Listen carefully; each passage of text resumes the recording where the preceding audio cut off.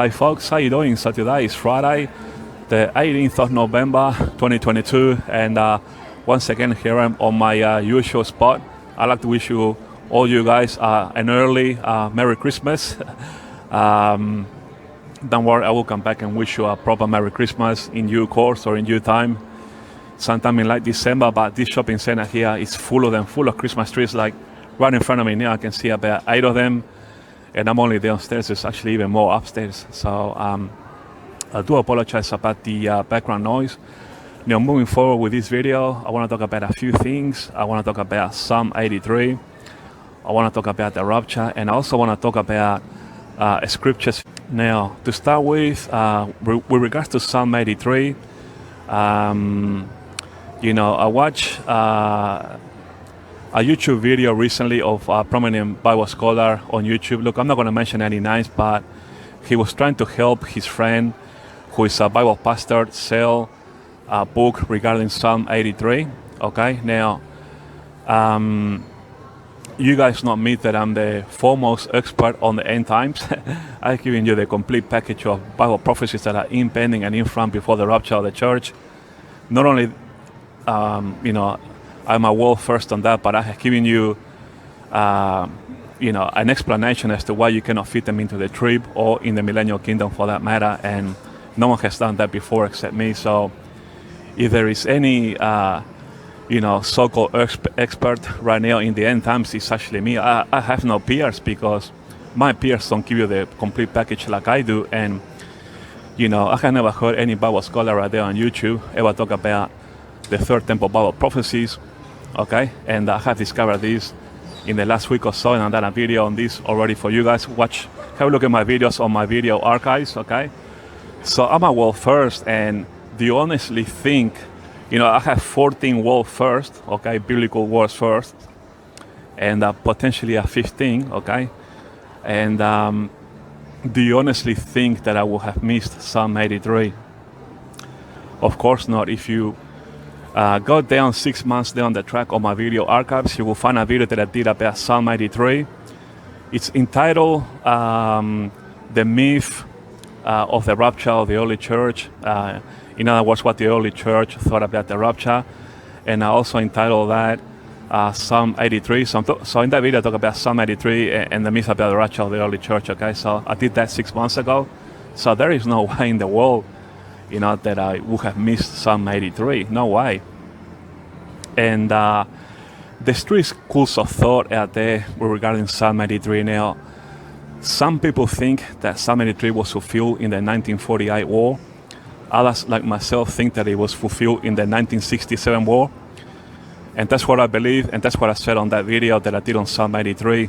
And other Bible scholars think that it's yet to be fulfilled as a 9-time Bible prophecies.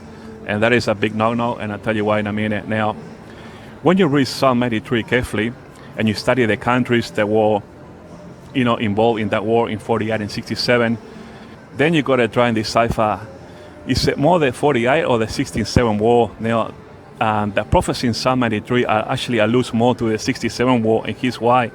Because the wording alludes more to a nation that has been conquered. Okay, in other words, the Jewish people having conquered Israel to themselves and then having to go to war. So the emphasis early on is more of a nation that has already been conquered. In other words, the Jewish people having conquered Israel and then going to war to defend their nation. Okay, so Psalm 83, I strongly believe, in my view, that is to do with the fulfillment of the 67 war. Okay. If you look at the nations that were in war, okay, with Israel in 1948 and 1967, right? Then, the geo-political right now doesn't sort of, how can I put it? The geo-political doesn't, allow for this Psalm 83 to be fulfilled now, because Egypt and Jordan are actually very good friends with Israel. And, Israel has already signed many Abraham Accords with Sunni Muslim Arab nations, okay? And so, Israel is already selling gas to Egypt, very good prices.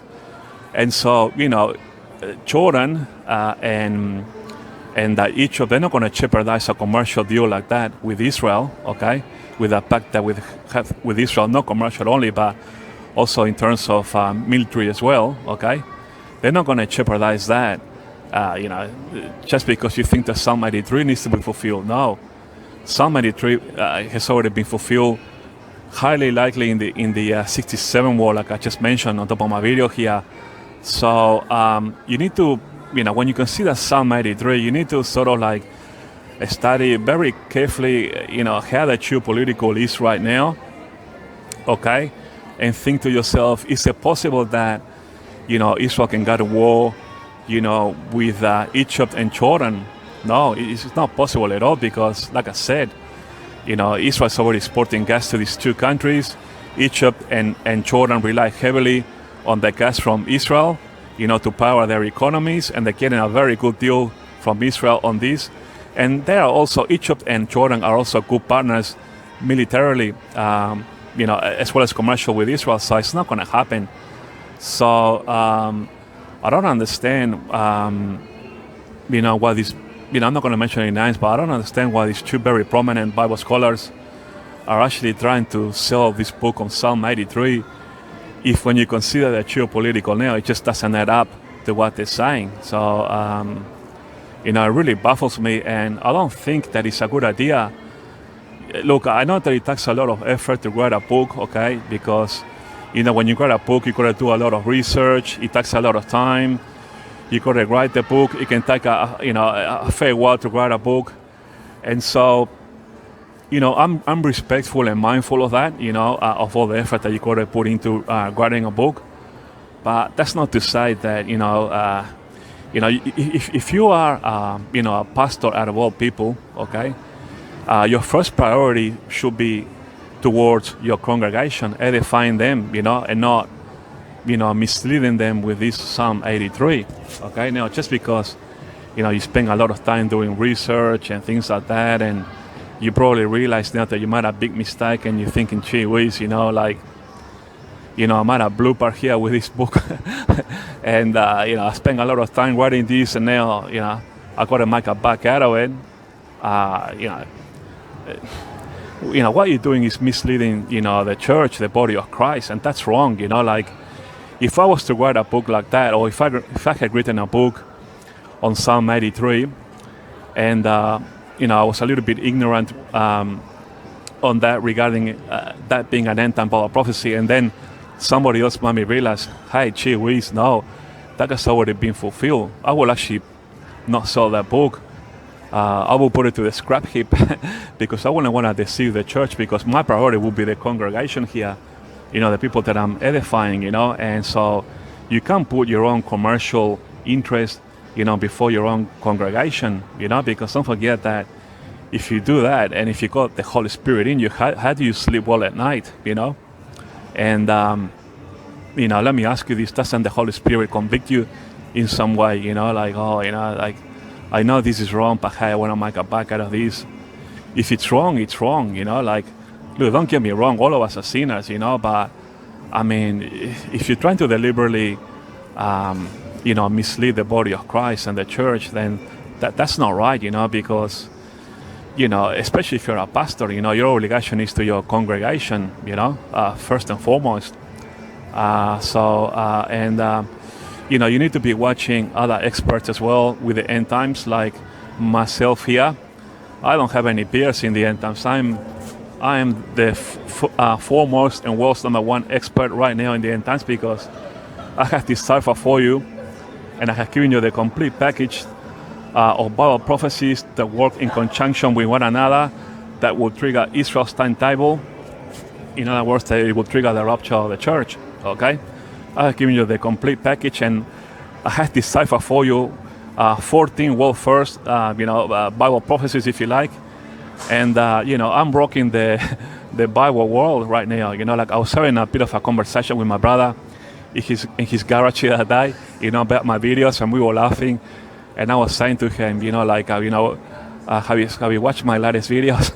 And he started laughing, and I said to him, I think that, with all my sufferings, I'm actually causing myself a rapture of the church.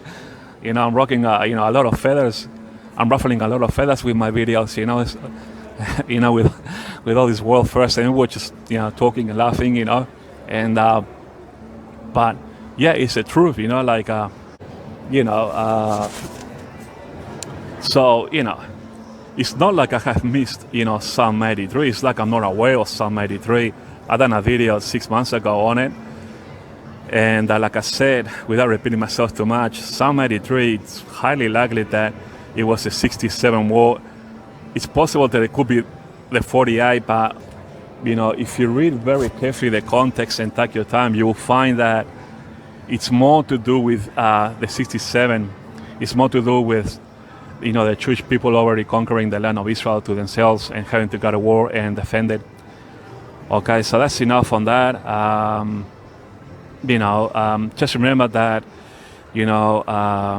at the Bema Judgment Seat of Christ, you're going to be getting rewards. And, Jesus is watching, us here, in order to reward us accordingly to what we've done in this dispensation of the church age. And you don't know if this is perhaps might have an issue towards some kind of ranking system there on the tribe, because don't forget that when we come back with Jesus for the millennial kingdom, or we come back with Jesus to rule during the millennium, then in the book of Revelation it says that we're going to be ruling with Jesus as priests and kings. Notice how I said the word kings. And so I'm asking the question, could it be that Jesus might give us a geographical area for us to be kings? Suppose Jesus puts me as the king of Rome, because I have been edifying the church in a big way here with all my world's first decipherings. I have given you, the complete package. I'm the first and foremost world expert on the end times right now, because I have given you the complete package, unlike nobody else has ever given it to you. I have found and deciphered brand new Bible prophecies for you. My job in the end times is to decipher prophets and apostles. That's right. My office is the office of assessments. Okay, I decipher for you prophets and apostles. Okay, that's my job in the end times, and so that's my office of Bible assessments. Exactly. So I haven't missed Psalm 83. No, it's already been fulfilled, folks. And like I just said, we might end up having some kind of ranking system. It could mean the difference between, Jesus sending you to rule Rome, perhaps me, with all my decipherings, with all my warfares, and then maybe you for saying the wrong thing, or perhaps not edifying the church as you should. You might get sent to Ghana in West Africa somewhere, where it's kind of like hot, there's a lot of heat, and you have to put up with that. So your ranking could be lower. Who knows? Look, I'm not really sure. I'm not saying that this is a thus saith the Lord, but it's a possibility. So we got to do our best. So we got to do our best to edify the church. Now, moving forward, regarding the rapture of the church. Now, it's late November. I hope that Israel doesn't fulfill any of its timetable Bible prophecies just yet. I hope it's all for after Christmas. Into the new year 2023. I want to have a peaceful Christmas and enjoy it with my family. And I don't want any rattles, like walking out one morning and you hear Damascus being a heap of ruins or whatever.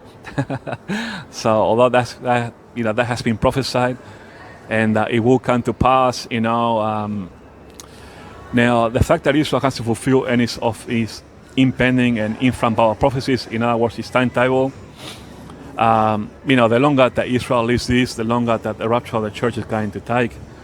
So, in my view, the third temple will be rebuilt according to Bible prophecy in this dispensation of the church age. So, the trade-off, like I said on one of my videos recently, is that Israel is going to trade the biblical heartland of Israel, Samaria and Judea, or the West Bank, for Temple Mount. So, don't forget that when Israel tries to rebuild the third temple, they have to demolish the area there in the Temple Mount, the Alaska Mosque and the Dome of the Rock. And as you can imagine, that's going to take a little while, right? Because demolition plus reconstructing the third temple, which I know is going to be a beautiful temple. They're going to do it according to Ezekiel chapter 40 to 48. That's what they're saying. And so it's going to be a beautiful, grandiose temple. And so that's going to take a while. So I can see the rapture of the church. No way in 23. Forget about 23. Because the Jewish people are not going to restart construction of the third temple until they bury the dead, as per the Ezekiel word of 38, 39. So 23, forget about it. There just isn't enough time for the demolished or the Temple Mount or for the reconstruction of the third temple. So we're looking at least 24. I would say, in this particular time right now, we might be looking at at the least mid 24, if not late 24, and this could go on into 2025 as well, perhaps even mid 25 as well. It wouldn't surprise me. So, or even late 2025. I'm telling you this right now, because demolishing and rebuilding is going to take time, folks. Okay, so and no, the rapture of the church cannot happen at any moment. No. Exactly. This works. That doesn't. Okay. As a matter of fact, that doesn't make any sense whatsoever. The rapture of the church imminent at any moment. No. And although you guys think that I'm on some other planet, okay, I know that a lot of you think this. Very soon when Israel begins to start fulfilling its timetable of Bible prophecies, you will come more towards my side. You're going to be saying, oh, gee whiz, let me scratch my head here. That guy from Sydney, Australia, he was right all along. I wasn't right all along. I'm telling you right now that I'm right now. Not all along. I'm right now. But it's just that, unfortunately, you guys, you don't have, how can I put it, the powers to be able to decipher this for yourselves.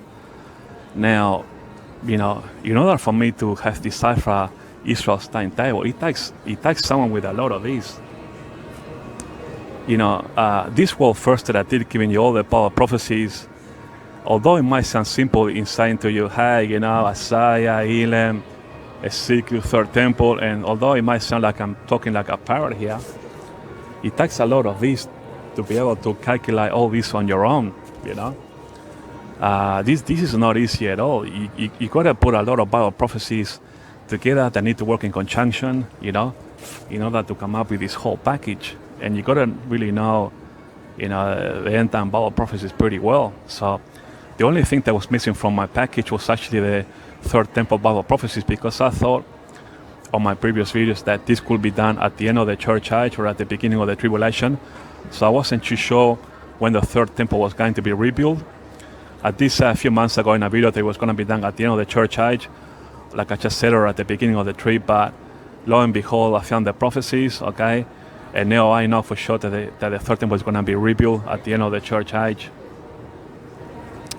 So, the rapture of the church is not a Christian issue, like I said on my previous video. No, it is a Judaism issue, because it is Israel that is going to trigger the rapture of the church. And don't forget that Israel needs to go into Jacob's trouble, or Daniel's 70th week for that matter. So between now and the rapture, it's a transition period that we are in, okay, heading towards Jacob's trouble, okay. So you need to understand that, because you need to understand that this much of five Bible prophecies that I've been talking about for a long time, you need to realize that you cannot fit them into the tribulation period. And here lies the biggest secret to all these. That's why you need to have a lot of these. Okay?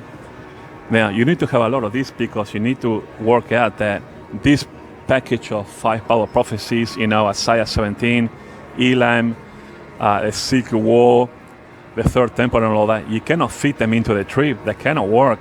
Nor can they work for that matter also during the millennial kingdom. And it takes someone with a lot of these, to be able to decipher all this. That's why this hasn't been worked out by nobody yet, except for me. I'm the first person ever to discover all this on my own.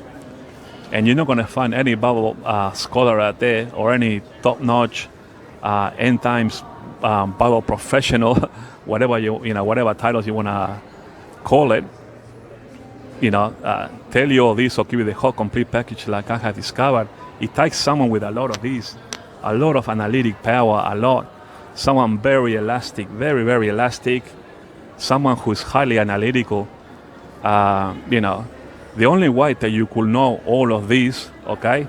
And don't forget that I deciphered this within a year. I've been educating myself with the Bible for a little bit longer than a year. And look at all the discoveries that I made within 1 year, but yet there are Bible scholars out there who have 30, 40 years or 4 decades of experience in front of me with the Bible. And in 1 year, 1 year alone, look at what I discovered for you, and look at the 14 world first decipherings that I did for you guys. So I'm not trying to sort of like show off that I'm smart. I'm not smarter than anybody else. God gave me an intellect in analysis, so I'm a very highly analytical person, okay?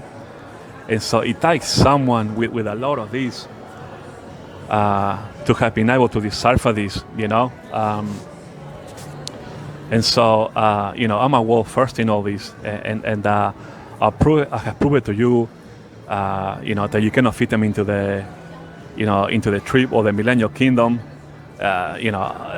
because it just cannot work, because we know that God needs to glorify Himself during the Civil War, and God cannot be, at the same time, as He's dishing out the wrath and allowing the Antichrist to rule for the 7 years, He cannot glorify Himself during the trip, okay? And we know that you cannot fit them also into the millennial, because, we're coming for Armageddon, then it's going to be the judgment of the sheep and the goats. And I might realize that you can't have Elam, Ezekiel, Isaiah, and so on during the millennial, because after the judgment of the sheep and the goats, there is no more judgment. And because there is no more judgment, guess what? You cannot have Ezekiel, Isaiah, or Elam. Exactly. There's going to be a last Gog and Magog war at the end of the millennial kingdom, but that's for a different reason altogether. Okay, I don't want to go into that now, but that's a completely different Gog and Magog. Now, don't get confused with the Secret War, okay? Now, so I talk about Psalm 83, the Rapture. So, and then now I want to talk about some Bible scriptures. Right now we are living in perilous times, right? And all of us are going to be tested, especially because, how the world economy is right now, okay? So, interest rates is reaping havoc with the finances of people, okay? Now, just note that you might have to go through a little bit of adversity now, but it compares nothing to the glory of God, when we go out at the rapture, okay? So, all of us will have to go through a little bit of pain, and let me tell you something now that a lot of Bible scholars are not telling you, and the air ministry hasn't even started yet. A lot of, most of us that are here on YouTube edifying the church, okay, we are coming out on our channels here and talking as if, it's all over. It hasn't even started yet, folks. You know why? Because when we start to have this Isaiah 17, the Elam and the Ezekiel, these are big time Bible prophecies, and they're going to shock the world, okay? And so we haven't even started our ministry yet. Imagine when just one of these Bible prophecies alone, Israel's timetable is set out of the way. Imagine the consequences of that in the media worldwide. Imagine like Damascus being a heap of ruin. Imagine one day waking up and, you're scratching your head and you just saw on telly Damascus being a heap of ruin. You're going to come on your channel here and you're going to go, wow, we just saw Damascus. And I've been telling you all along that Israel has a timetable, but, you guys have been going like this, and plus that leads nowhere. That watch there leads nowhere. We will lead you nowhere. I might realize time and again that looking at your watch doesn't work. the rapture of the church is not imminent. It will be triggered by Bible prophecy alone.